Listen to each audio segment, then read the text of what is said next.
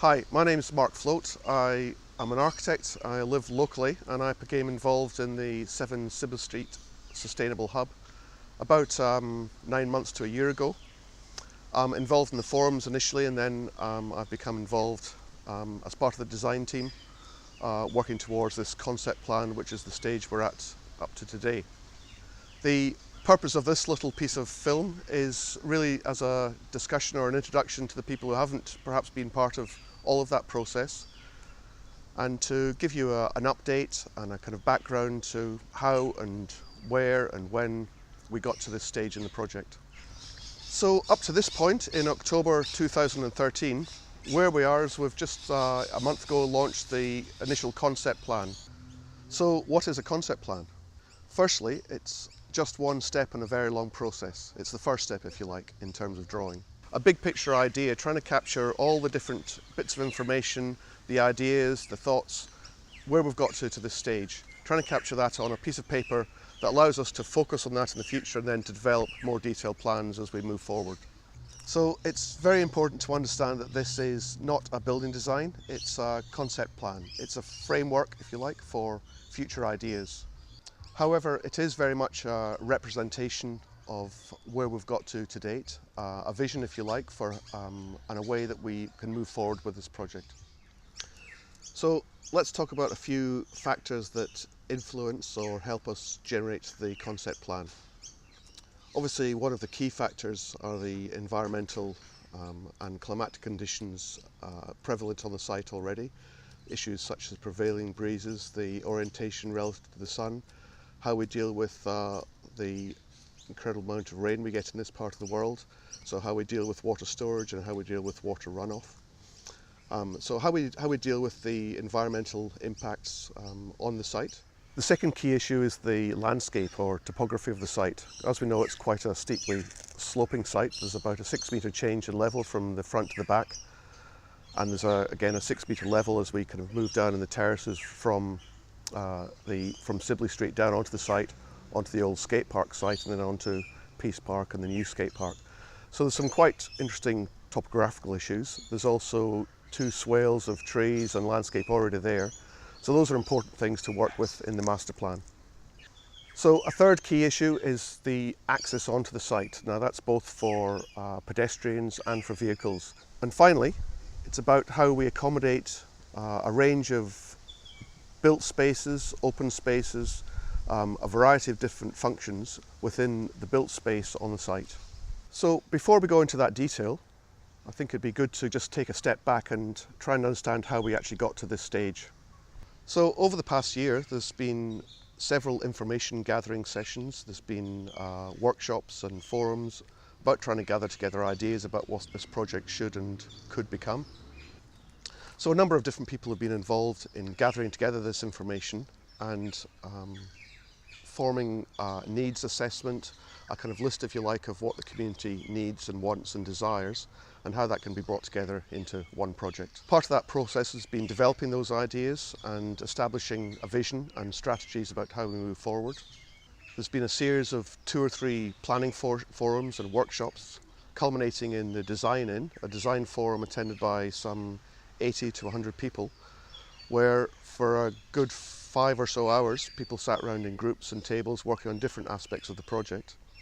And what came out of that was a document called the Outcomes Report, which is a very useful piece of information which has essentially become the project brief. And as the design team, or as part of the design team, we've used that all the way through the process in trying to analyse and kind of make sense of a number of different ideas and how we can bring them together into one format, one plan for one project.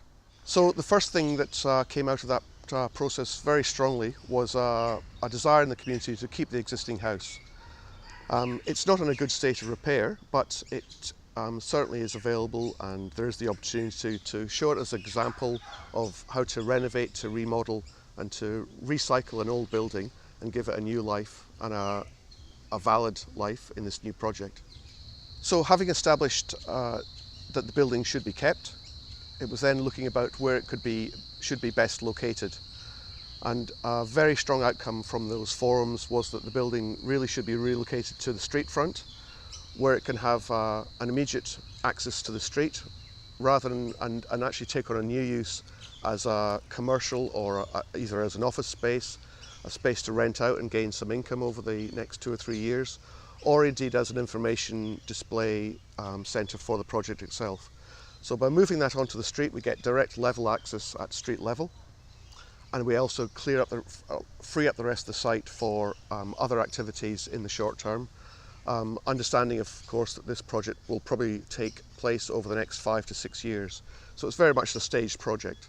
Obviously the site has particular issues in that it's quite steeply sloping, particularly off the street. There's a major change in level of some 6 metres across the site, but a particular 3.5 metres or so drop from the street down to the flat part of the site, and then perhaps a further metre down onto the old skate park site, and then down again onto the park. So we can see that the site is almost a series of terraces, and we can use this to arrange both the buildings and the open space on the site. There are also a few difficult issues to address that we'll encounter on many sites, but issues of getting access for vehicles onto the site, for getting access for people onto the site. We know that we've got to provide car parking, we know that we've got to get delivery vehicles, we've got to get access for fire trucks, etc. But importantly, we know that we've got to get good and safe access for all people to make it easily accessible from the town, to forge connections and links to the community centre, to the school and to the park. So the more we can make this easy and part of a network of community spaces, the more it will get utilised and the more it grows and contributes to the town. So in addition to the external influences, the environmental influences, we have a number of building issues that we've got to address. So accommodating the types of spaces that we want to accommodate within the building, sometimes very differing spaces that sometimes require quiet space, co-located with noisy activities. So how we deal with those different things on site is a very key issue in determining how to plan the building. Dirty space, which for want of a better word became known as production space, but it's that type of activity like workshopping, like tool share space, like storage space, commercial or community kitchen type space where things are made and produced. So one space being dirty space, the second space being clean space. It's the space that it's more like a learning environment, perhaps seminars, teaching spaces, spaces where we can put on exhibitions, show each other what the type of activities and things that we've learned in our own environment, things that we can extract from other communities or other information.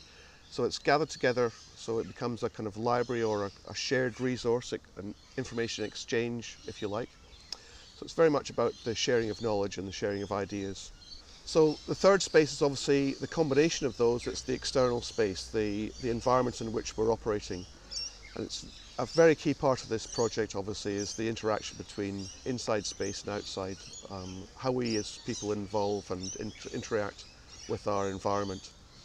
So the workshop spaces can open up onto courtyards, the community kitchen opens up onto community gardens, the teaching space is very much accessible and part of the street, and opens up onto terraces or verandas, so there's breakout and discussion and ongoing interaction between all those events and activities. So what are the key ideas of this master plan? What are the main ideas that hold it all together? The first, coming from the idea of modularity and being able to stage the project so we can actually get started now, is to reutilise the existing building, to move it up onto Sibley Street so that we can get the project up and running. It also allows us to clear the site and start fresh. What it becomes in the bigger master plan is then the entrance to the site, the information centre, the reception, if you like, where you come to get the first piece of information about what the project is and what it has to offer. The next key idea is the introduction of the north-facing arbour or veranda. Now, as a device, this offers many opportunities in terms of how we organise the building and how we get round the building. It allows us to split the building onto two levels. This utilises the slope of the site, So by placing the learning spaces on the upper level, accessed from the street, we can then separate that learning space or the clean space from the dirty production space underneath. The production space is then accessed from the lower level, which is adjacent to the existing, the old skate park site, which means it's much easier to get level access onto that level. It means we can get trucks and deliveries or cars at that point. Across a north-facing courtyard, which means that the workshops can then open up onto a courtyard for external or for outside building workshops, etc., or for bigger group gatherings. By splitting the building into two levels, we get a clear separation of types and uses. The learning spaces above, the production spaces below, but also allows a very strong relationship between those production spaces and a north-facing courtyard, and for the community kitchen to have a very strong relationship to a community garden at the back of the building.